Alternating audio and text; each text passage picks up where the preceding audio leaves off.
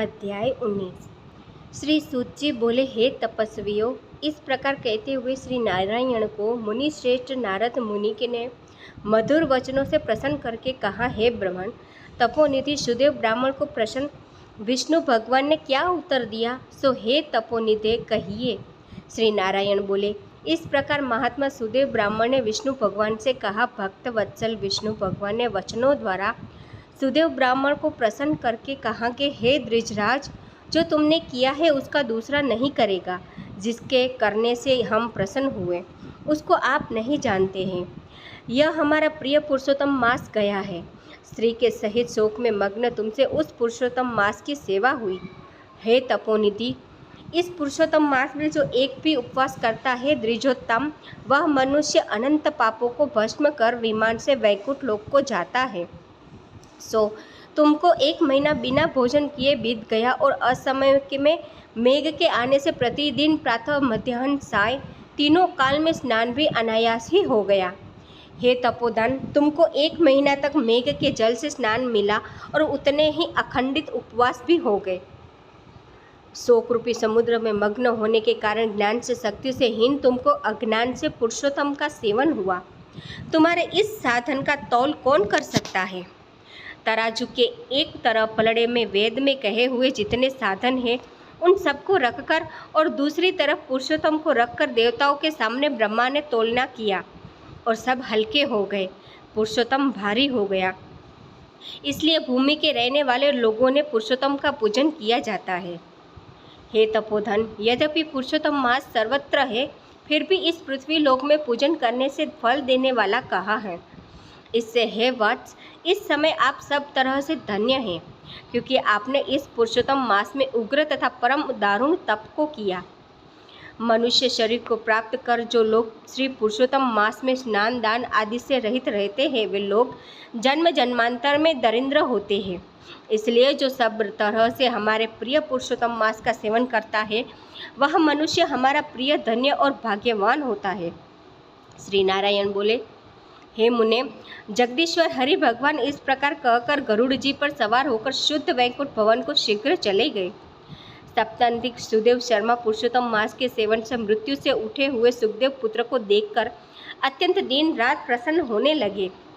मुझसे अज्ञानवश पुरुषोत्तम मास का सेवन हुआ और वह पुरुषोत्तम मास का सेवन फलीभूत हुआ, जिसके सेवन से मृत पुत्र उठ खड़ा हुआ। आश्चर्य है कि ऐसा मास कहीं नहीं देखा। इस तरह आश्चर्य करता हुआ उस पुरुषोत्तम मास का अच्छी तरह पूजन करने लगा। वह सप्तनिक ब्राह्मण श्रेष्ठ इस पुत्र से प्रसन्न हुआ और सुखदेव ने पुत्र ने भी अपने उत्तम कार्यों से सुदेव शर्मा पिता को प्रसन्न किया। सुदेव शर्मा ने पुरुषोत्तम मास की प्रशंसा की तथा आदर के साथ श्री विष्णु भगवान की पूजा की और कर्म मार्ग में होने वाले फलों में इच्छा का त्याग कर एक भक्ति मार्ग में ही प्रेम रखा। श्रेष्ठ पुरुषोत्तम मास को समस्त दुखों का नाश करने वाला जानकर उस मास के आने पर स्त्री के साथ जप हवन आदि से श्री हरि भगवान का सेवन करने लगा। वह सप्तनिक श्रेष्ठ ब्राह्मण निरंतर 1000 वर्ष संसार के समस्त विषयों को उपयोग कर विष्णु भगवान के उत्तम लोक को प्राप्त हुआ, जो योगियों को भी दुष्प्राय है। फिर यज्ञ करने वालों को कहाँ से प्राप्त हो सकता है। जहाँ जाकर विष्णु भगवान ने सन्निकट वास करते हुए शोक के भागी नहीं होते, वहाँ पर होने वाले सुखों को भोग कर गौतमी तथा सुदेव शर्मा दोनों स्त्री पुरुष इस पृथ्वी में आए। वही तुम सदेव शर्मा इस समय द्रदध्वना नाम से प्रसिद्ध पृथ्वी के राजा हुए।